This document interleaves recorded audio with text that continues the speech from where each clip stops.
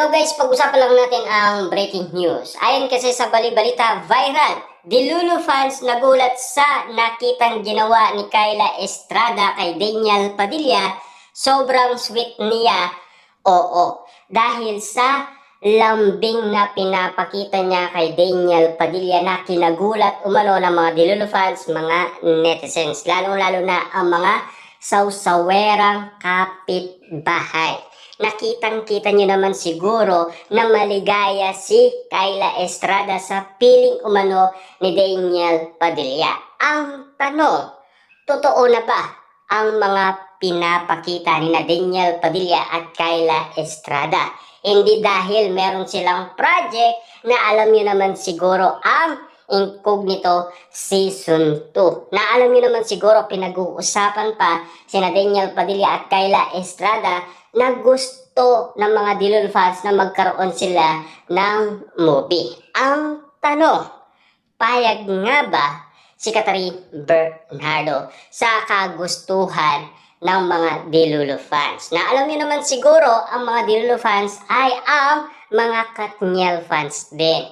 Kasi alam niyo naman siguro mas pinili kasi ng mga Katniel fans si Daniel Padilla. Dati, ang mas pinili nila si Catherine Bernardo. Kasi ganito ang nangyari.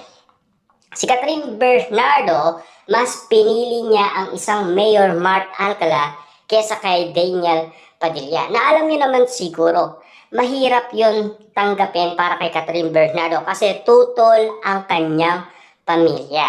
Hindi natin i-expect na itong si Mayor Mart Alcala ang gugustuhin ni Catherine Bernardo. Ika nga kasi ng mga Delulu fans, nasa tamang edad na si Catherine Bernardo.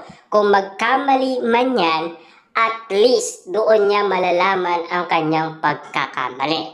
Kahit daw gusto man na pilihin ng karamihan si Daniel Padilla para kay Catherine Bernardo or si Alden Richard, wala silang magagawa. Tanging si Catherine Bernardo ang pwedeng mag-decide, ika nga ni Ogie Diaz. Kahit Delulu fans ka pa, mga netizens ka pa, marites ka pa, wala kang magagawa. Kasi desisyon niya ni Catherine Bernardo. Pero ang desisyon naman ni Daniel Padilla at Kyla Estrada ang nakikita at napapansin ngayon ng karamihan na talagang merong lambingan at sweetness na pinapakita sa karamihan, kaya nagugulat na ang mga Delulu fans dahil sa galawan ni Kyla Estrada at Daniel Padilla. Ang katotohanan niyan ay kung totoo nga ba ang ganitong sitwasyon na pinag-uusapan. Hindi kaya ito ay promotion lamang, di ba? Grabe nga naman kasi.